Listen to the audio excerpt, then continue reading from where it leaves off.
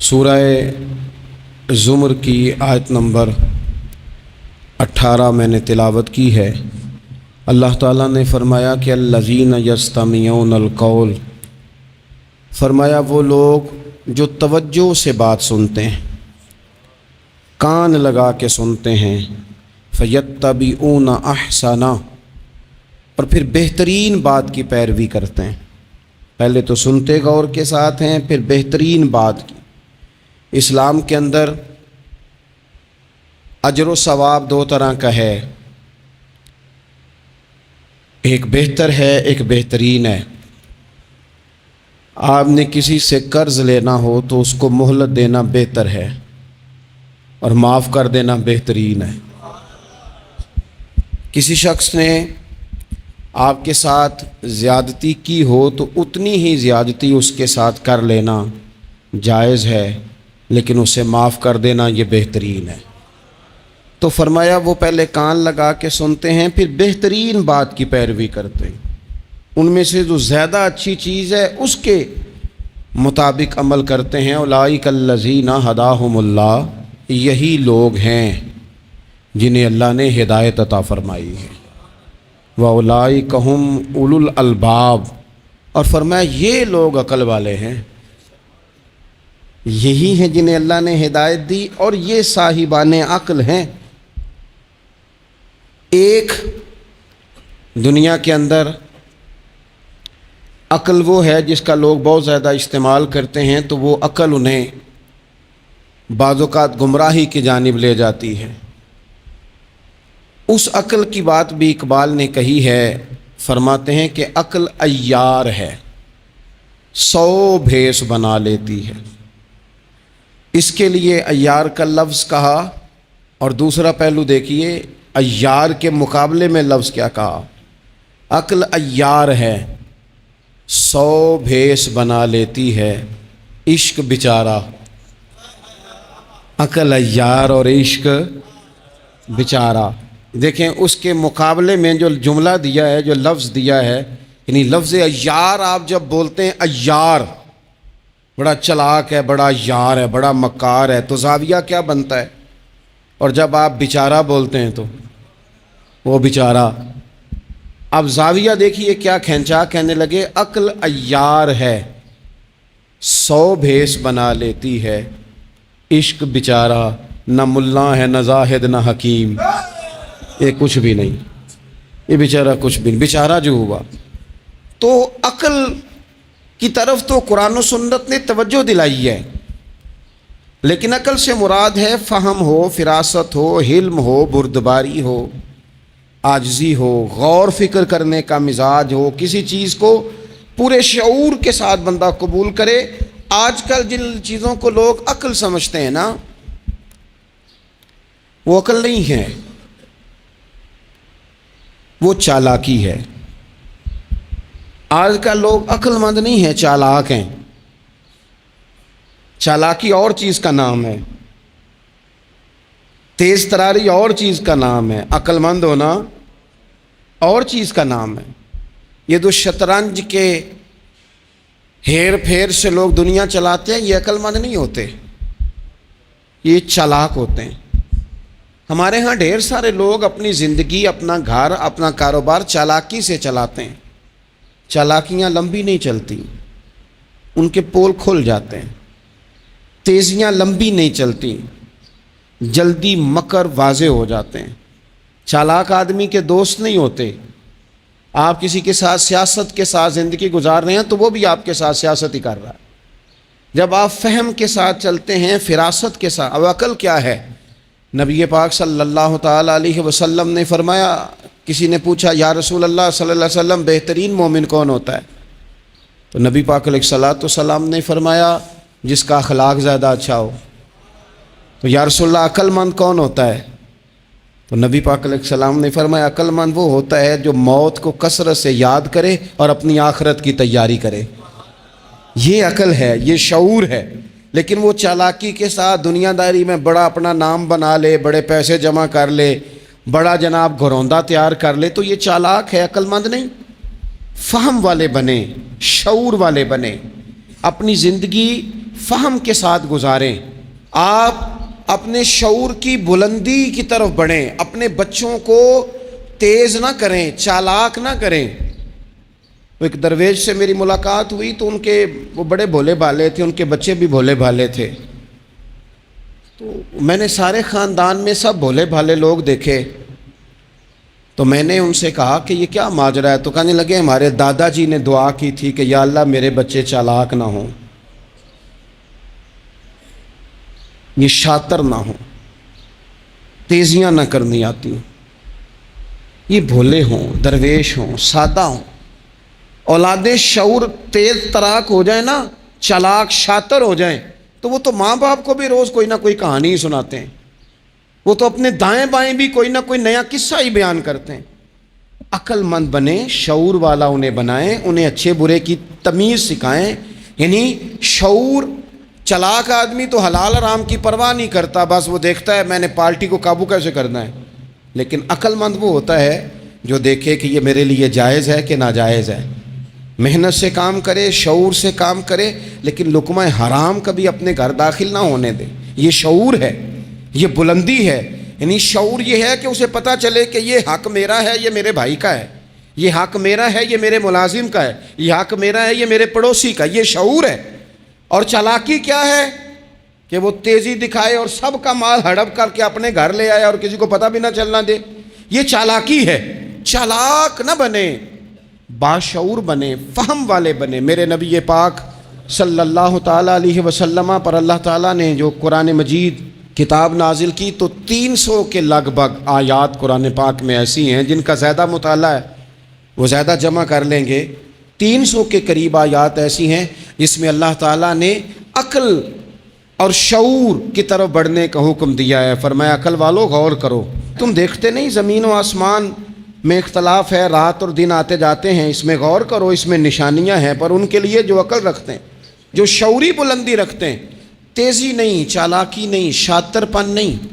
ابو جہل جو تھا نا وہ بیوقوف آدمی نہیں تھا، دور دراز سے لوگ اس کے پاس اپنے مقدمات کا فیصلہ کرانے آتے تھے، چالاک آدمی تھا، اتنی زبردست بات کرتا تھا، اتنی اچھی باتیں سناتا تھا کہ لوگ لوٹ پوٹ ہوتے تھے، گھنٹوں بیٹھ کے لوگ اس کی بات سنتے تھے، لیکن شاطر تھا، عقل مند نہیں تھا۔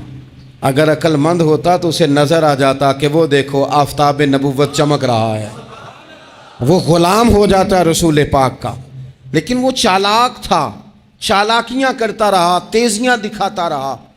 اس نے اس ترتیب سے اسلام کی مخالفت کی۔ آپ دیکھیں نا، جس رات نبی پاک صلی اللہ علیہ وسلم کو شہید کرنے کا ارادہ ان ظالموں نے کیا ہے تو بڑی پلاننگ کی، ہر قبیلے سے ایک ایک بندہ لے کے آؤ، ہر قبیلے سے، اور اس کے ہاتھ میں تلوار تھماؤ۔ جب ہر قبیلے کا بندہ ہوگا تو اگر معاذ اللہ حضور کو شہید کرنے میں کامیاب ہو گئے تو کسی ایک قبیلے پر الزام بھی نہیں آئے گا اور بنو ہاشم کسی ایک قبیلے کا مقابلہ بھی نہیں کر سکیں گے۔ اس چالاکی سے، یہ کبھی لوگوں کی سمجھ میں باتیں نہیں آتی تھی پر چالاک تھے، اس چالاکی سے یہ دین کی مخالفت کرتے تھے، یہ تیزی دکھا کے مخالفت کرتے تھے، اور جناب صدیق اکبر دفاع کی کوششیں کرتے تھے۔ وہ شعور کے ساتھ، فہم کے ساتھ انہوں نے بھی انداز اختیار کیا نا۔ انہوں نے چالاکی کی کہ ہر قبیلے سے ایک ایک بندہ، وہ تو اللہ کی حکمت تھی کہ سرکار نے ایک مٹھی میں پکڑ کے مٹی پھینکی تو ان کی آنکھوں کے آگے اللہ تبارک و تعالیٰ نے پردے ڈال دیے، لیکن اس کے مقابلے میں حضرت صدیق اکبر فہم و فراست کا، شعور کا وہ مظاہرہ کر رہے ہیں۔ وہ کیسا بندوبست کرتے ہیں؟ کہتے ہیں اپنے غلام سے کہ 2 اونٹنیاں موٹی تازی، ان کو تم نے لے کے غار کے اس جانب آ جانا ہے۔ اپنے غلام سے کہتے ہیں کہ تم نے ان اونٹنیوں کو وہاں پہنچانا ہے۔ بیٹے سے کہتے ہیں سارا دن کام کاج کے سلسلے میں ادھر ادھر جانا اور کافروں کی باتیں سن کے پہنچانا کہ نیا منصوبہ کیا بنا رہے ہیں۔ اپنی بیٹی سے کہتے ہیں پتر کھانا پکا کے، کل کا باسی نہیں تازہ پکا کے، اور پھر اس کو تیار کر کے، اور بیٹا دن کے اجالے میں نہیں رات کے اندھیرے میں آنا۔ اب یہاں اقبال بولے، اقبال کہنے لگے جب عشق سکھاتا ہے آداب خود آگاہی، عشق بھی ایک عقل دیتا ہے، جب عشق سکھاتا ہے آداب خود آگاہی تو کھلتے ہیں غلاموں پر اسرار شہنشاہی۔ پھر وہ غلاموں کو بادشاہ بنا دیتا ہے. تو کہا رات کو وہاں کھانا پہنچانا یہ ان کا شعوری فیصلہ ہے. اور رستے میں حضرت صدیق اکبر بھی شعور کا مظاہرہ کرتے ہوئے حضور کو لے کے جا رہے ہیں. انہوں نے بھی پلاننگ کی, منصوبہ بندی کی, پر چالاکی سے حضرت صدیق اکبر بھی اپنا شعور استعمال کر رہے ہیں. رستے میں ایک شخص ملتا ہے جناب صدیق اکبر کو, یہ شعور ہے, یہ فہم ہے, یہ فراست ہے. ایک شخص رستے میں ملتا ہے. عرب کے اندر ایک رواج تھا کہ کبھی کبھی نا کوئی ہادی ساتھ لے لیا جاتا تھا. ہادی اس کو کہتے تھے جو رستہ دکھاتا تھا آگے آگے. وہ کچھ تھوڑا بہت نذرانہ لیتے تھے, رقم لیتے تھے, رستہ دکھاتے تھے. چونکہ رستہ بتانا بڑی دور دور تک آبادی نہیں ہوتی تھی تو پوچھیں گے کس سے اگر بھول گئے تو ایک شخص ساتھ رکھ لیا جاتا تھا. رستے میں ایک شخص ملا جو مدینہ شریف سے جا رہا تھا مکہ مکرمہ. حضرت صدیق اکبر کو وہ جانتا تھا, نبی پاک علیہ السلام کا بظاہر آشنا نہیں تھا. حضرت ابوبکر صدیق سے پوچھتا ہے یہ کون ہے؟ اب حضرت صدیق اکبر کا شعور دیکھو, وہاں شعور اسلام کی مخالفت میں چالاکی استعمال ہو رہی, یہاں شعور دفاعی اسلام میں استعمال ہو رہا ہے. یہ فہم ہے, یہ عقل ہے. حضرت صدیق اکبر رضی اللہ تعالیٰ عنہ فوراً سوچنے لگے, فرمانے لگے اگر حضور کا نام بتا دیا یہ تو جاتے ہی فوراً ان کو بتائے گا کہ میں نے نبی پاک کو جاتے دیکھا ہے. وہ کہنے لگے کون ہے؟ آپ سوچ میں پڑ گئے یہ کون ہے؟ تو حضرت صدیق اکبر نظریں جھکا کے, ہاتھ باندھ کے حضور کی طرف چہرہ موڑ کے کہنے لگے یہ میرے ہادی ہیں, یہ مجھے رستہ دکھاتے ہیں. اب وہ کچے مزاج کا تھا نا, وہ سمجھا مکے سے مدینے کا رستہ دکھاتے ہیں. حضرت صدیق اکبر بتا رہے تھے یہ مجھے جنت کا رستہ دکھاتے ہیں, رب کی معرفت کا رستہ دکھاتے ہیں. یہ بھی شعور ہے جب عشق سکھاتا ہے. آداب خود آگاہی, پھر کھلتے ہیں غلاموں پر اسرار شہنشاہی. عطار ہو, رومی ہو, رازی ہو, غزالی ہو, کچھ ہاتھ نہیں آتا بے آہ و سحر گاہی. عزیز بھائی, آپ اپنا شعور اگر صحیح جگہ استعمال کریں تو فہم بن جائے گا, فراست بن جائے گا, فائدہ مند ہو جائے گا. لیکن نہیں, چالاکی کی طرف لوگ بڑھنے لگے, پتے پھینکنے لگے, کہانیاں سنانے لگے. کون سا ایشو ہے جس کو آج اٹھایا جائے؟ کون سی بات ہے جس کا پراپوگنڈا کر کے اپنے آپ کو مشہور کیا جائے؟ کیا ہے جو سوسائٹی میں پھینکی جائے بات تو لوگ توجہ کریں گے ہماری سیاسی جماعت کی طرف؟ کیا اس طرح کا ماحول بنایا جائے, کس طرح کر کے پیچ و تاب کیا جائے, کس طرح کر کے لوگ توڑے جائیں, کس طرح بنائے جائیں؟ نہیں, اس طرح لوگ کمزور ہو جاتے ہیں, اس طرح شعور نہیں رہتا قوموں کے پاس. میرے نبی پاک صلی اللہ علیہ وسلم کے پاس عبد القیس کا وفد آیا تھا. تو جو عبد القیس ان کا سردار تھا, نبی پاک صلی اللہ تعالیٰ علیہ وسلم کی خدمت میں جب وہ حاضر ہوئے, لاؤبالی فیصلے نہ کریں, فیصلے زندگی میں سوچ کے کریں. آپ کسی بھی چیز کے سربراہ ہیں, آپ مسجد کے صدر ہیں یا قبیلے والے آپ سے فیصلہ کراتے ہیں, یا آپ کسی جماعت کو لیڈ کرتے ہیں, یا خاندان والے آپ کو بڑا سمجھتے ہیں, یا کوئی آدمی آپ کو دینی تعارف سے پہچانتا ہے, تو فہم کے ساتھ, دانائی کے ساتھ, حکمت کے ساتھ آپ اس کو لے کے چلیں. نبی پاک صلی اللہ تعالیٰ علیہ وسلم نے وفد عبد القیس کے سربراہ سے کہا تھا کہ تمہارے اندر 2 خصلتیں ہیں, 2 عادتیں تمہارے اندر ایسی ہیں جنہیں اللہ بڑا ہی پسند کرتا ہے. یا رسول اللہ کون کون سی؟ فرمایا ایک تو تم عقل والے ہو, اور دوسرا بردبار ہو, حلم والے ہو. تم جذباتی فیصلے نہیں کرتے, تمہارے اندر بردباری ہے, ٹھہراؤ ہے. یہ 2 باتیں, تمہاری سمجھداری اور تمہارا ٹھہراؤ, یہ اللہ کو بڑا ہی پسند ہے. بڑی جذباتی باتیں لوگ کرتے ہیں, بڑا گھروں کے اندر ماحول خوفناک ہو جاتا ہے, قبیلوں میں ماحول خوفناک ہو جاتا ہے, جماعتوں میں خوفناک ہو جاتا ہے. بڑے شعور کے ساتھ مسلمان کو آگے بڑھنے کی ضرورت ہے. یہ جو مسلمانوں نے فتح یابی حاصل کی ہے نا بڑی ساری جگہوں پہ, اللہ تبارک و تعالیٰ نے مسلمانوں کو کامیابیاں دیں. مسلمان اپنی تعداد کی قلت کے باوجود, اسلحے کی قلت کے باوجود بڑی جگہوں پہ کامیاب رہے. اللہ تبارک و تعالیٰ نے انہیں بڑا سارا نوازا. تو اس کے اندر بھی قرآن مجید کی سورہ انفال جب ہم دیکھتے ہیں تو اللہ تبارک و تعالیٰ نے وہاں ارشاد فرمایا کہ مسلمان 100 ہوتا ہے اور وہ صبر کرتا ہے تو وہ 200 کا مقابلہ کرتا ہے. 1000 ہوتا ہے وہ صبر کرتا ہے اور مقابلہ 2000 کا کرتا ہے مسلمان. کیوں بھلا؟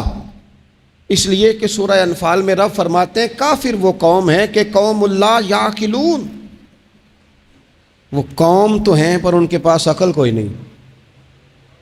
وہ چڑھ دوڑتے ہیں کہ مار دیں گے، مر جائیں گے، آج انہیں ختم کر کے رہیں گے. وہ شعور کے ساتھ میدان میں نہیں آتے.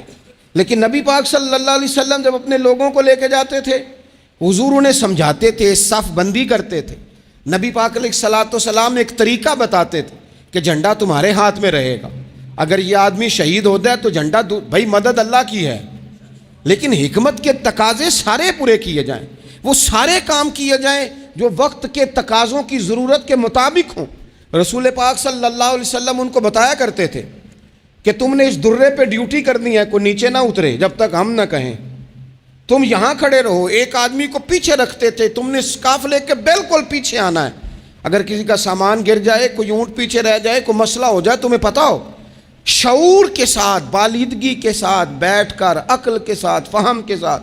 ہمارے پاس بہت سارے لوگ آتے ہیں، بڑی بڑی جذباتی باتیں بتاتے ہیں، اس طرح بھی کر دیں، اس طرح بھی کر لیں. آپ لوگوں کو یہ بھی بتائیں، بڑے بڑے رکے آتے ہیں، بڑی بڑی باتیں سخت لوگ کرنے کا کہتے ہیں، ایسی کی تیسی کر دیں آپ. تو ہمیں پتہ ہے، چلیں تھوڑا سا کتاب و سنت اپنی نظر سے صحیح، تھوڑے علم سے صحیح، پر ہمیں بھی تھوڑا سا پتہ ہے. تو میں بہت سارے دوستوں کو کہا کرتا ہوں کہ او بھائی چلو ٹھیک ہے، سخت بات نہیں کرتے، جلال میں نہیں آتے، پر اس کا یہ مطلب تو نہیں نا کہ ہمیں پتہ نہیں کسی بات کا. وہ بعض سیاسی لوگ آتے ہیں تو آ کے کہتے ہیں جناب حضرت یہ ہو گیا، فلانے نے یہ کر دیا، فلانے نے یہ کر دیا.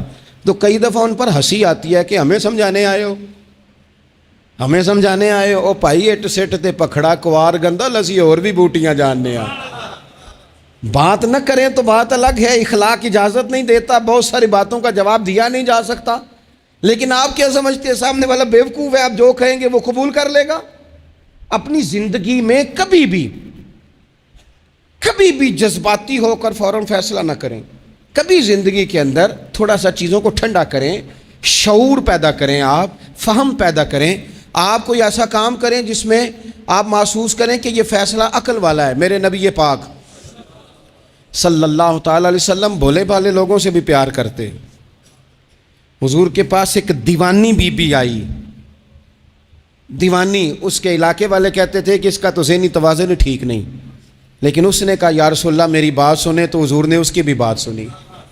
نبی پاک پیار کرتے. لیکن آپ کو پتہ ہے کہ رسول پاک صلی اللہ تعالی علیہ وسلم نے ایک اور بات بھی ارشاد فرمائی ہے جو صحیح مسلم میں موجود ہے، سنن ابو داؤد شریف میں موجود ہے. حضور جب نماز کی صفیں بناتے نا تو فرماتے میرے قریب قریب وہ لوگ کھڑے ہوا کرو جو عقل مند ہو، جو شعور والے لوگ ہو وہ میرے قریب قریب رہا کرو، باشعور لوگ. اور پھر فرمایا جو ان سے زیادہ شعور رکھتے ہیں وہ تھوڑے پیچھے، جو ان سے کم شعور رکھتے ہیں وہ اس سے پیچھے، جو اس سے کم شعور رکھتے میرے قریب شعور والے لوگ ہوں. یعنی محبوب سب کے نبی ہیں، لیکن حضور اپنے قریب ان لوگوں کو بٹھاتے جن کا فہم مضبوط ہوتا. اسی لیے حضرت مولا علی شیر خدا رضی اللہ تعالیٰ عنہ فرمایا کرتے تھے وہ بندہ دنیا میں کبھی نہیں ٹوٹتا جس کے مشیر اچھے ہوں. ہمارے آج کل مشیر نہیں ہوتے، ہمارے خوش آمدی ہوتے ہیں. ہمارے وہ ہوتے ہیں جو ہمیں بلے بلے کہیں، ہمارے وہ ہوتے ہیں جو ہمیں کہیں کیا بات ہے، سبزہ سارا ہی سبز ہے باہر. اور ہم اتنی طاقت نہیں رکھتے کہ ہم تصویر کا دوسرا رخ بھی دیکھیں.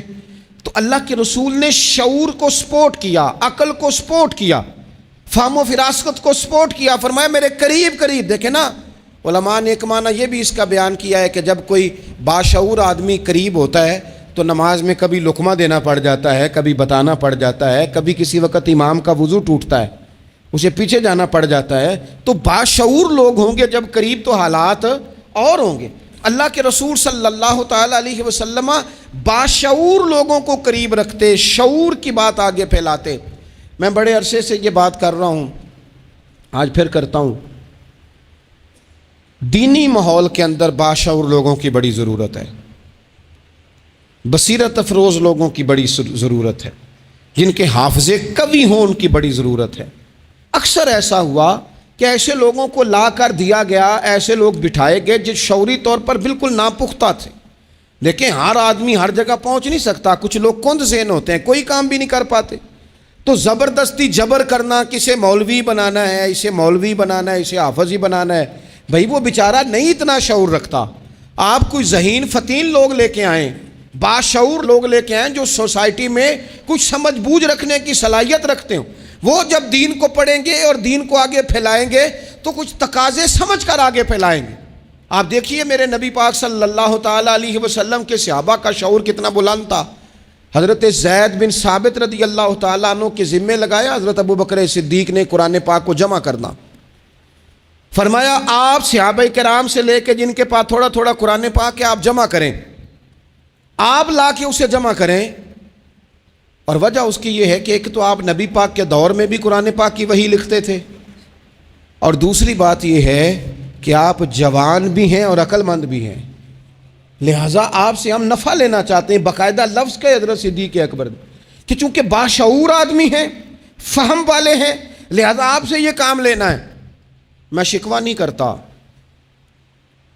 لیکن میں کو ذمہ داری سے کہتا ہوں, میں قائل نہیں ہوں بچوں کو ڈنڈے مار کے پڑھایا جائے. ڈنڈے مار کے جب آپ پڑھاتے ہیں تو آپ خوف کے سائے میں تعلیم دے رہے ہیں. آپ سے لوگ ڈر رہے ہیں, گھبرا کر تعلیم دی جا رہی. وہ کیا اس سے سیکھے گا جس نے خوف کے عالم میں سبق یاد کیا؟ بچہ استاد کے سامنے کھڑا ہے تو وہ تھر تھر کانپ رہا ہے, اسے جو یاد ہے بیچارے کو وہ بھی بھول گئے ہیں. اور یہ کام مدرسوں سے زیادہ اسکولوں میں ہوتا ہے, اسکولوں میں زیادہ ہوتا ہے. لائق لوگوں کو, باشعور بچے کو آپ کو پتہ چل جاتا ہے آپ کا بچہ شعور والا ہے, پھر آپ اس کی مناسب کاؤنسلنگ کریں, اسے آپ مناسب طریقے سے اس کو سمجھائیں, اس کو آپ تھوڑا سا مینٹلی طور پر تیار کریں, اس کی نگرانی کریں کہاں آتا ہے کہاں جاتا ہے. پھر آپ جب کسی ادارے میں داخل کرائیں تو پھر باقاعدہ اس کی رپورٹ لیں, پتہ کریں. ہفتوں سالوں بیت جاتے ہیں, کوئی پوچھنے نہیں آتا ہمارا بچہ کیا پڑھ رہا ہے, تو بچہ پھر من مانی کرے گا. نبی پاک صلی اللہ علیہ وسلم کی خدمت عالی مرتبت میں حضرت انس بن مالک رضی اللہ تعالیٰ عنہ کو ان کی جب والدہ لے کے آئی نا, تو انہوں نے آ کے نبی پاک علیہ السلام سے کہا تھا, یا رسول اللہ صلی اللہ علیہ وسلم جی ہمارا بیٹا انس ہے, ہم اسے آپ کا خادم بنانے آئے ہیں. حضور اس میں دو خوبیاں ہیں, ایک تو جوان ہے اور دوسرا حضور بڑی سمجھ بوجھ رکھنے والا ہے. یہ باشعور ہے, آپ کی خدمت کرے گا. خدمت کے لیے بھی بچہ دیا, خدمت کے لیے. حضرت انس بن مالک حضور کی خدمت کرتے رہے, ڈیوٹی کرتے تھے. وہ نبی پاک کے گھر میں چھوٹے تھے, کام کاج کرتے تھے. حضور کسی کو بلانے بھیج دیتے, ازواج مطہرات کوئی کام کر دیتی. فرماتے میں آیا تو تھا خدمت کرنے, لیکن باشعور تھا, فہم والا تھا, کام بھی کرتا رہتا اور مدینے والے کی حدیثیں بھی یاد کرتا رہتا. سینکڑوں حدیثوں کا خزانہ حضرت انس بن مالک نے امت کو دیا ہے. وہ کام کرتے تھے لیکن باشعور تھے نا, تو اپنے شعور کی بلندی کی بنیاد پر کام کرتے کرتے انہوں نے دین سیکھ لیا, اور سیکھ کر امت کو اتنا بڑا خزانہ دیا. لیکن اگر آپ جاہل آدمی لے آئیں, وہ جھڈ آدمی لے آئیں جس کا ذہن بالکل بند ہے, اس کو آپ لا کے بٹھا دیں تو سند کئی دفعہ مل ہی جاتی ہے. اعلیٰ حضرت بریلوی سے کسی نے کہا تھا عالم کے لیے سند ضروری ہے, فرمایا نہیں, عالم کے لیے علم ضروری ہے. فرمانے لگے سند یافتہ تو جاہل بھی کئی دیکھے. تو باشعور بنے اپنی زندگی میں, علم کے ساتھ, بردباری کے ساتھ, معاملہ فہمی کے ساتھ اپنی زندگی میں آگے بڑھیں. جذباتی فیصلے نہ کریں, جلدی سے ایموشنل نہ ہو جائیں. کوئی شخص آپ کو کسی جگہ آ کے فٹافٹ گڑبڑ کرنے کی کوشش کرے تو بڑی جلدی اس بندے کے بہکاوے میں نہ آئیں. کوئی کسی کے بارے میں خبر بریک کرے تو فٹافٹ اس خبر کا شکار نہ ہو. کوئی سیاسی آدمی آپ کو سبز باغ دکھانا شروع کرے تو تھوڑا سا شعور ہو آپ کے اندر, تھوڑا سا فہم ہو. آپ ذرا ان نعروں کو دیکھو تو صحیح, آپ کو کون سا نعرہ دیا جا رہا ہے.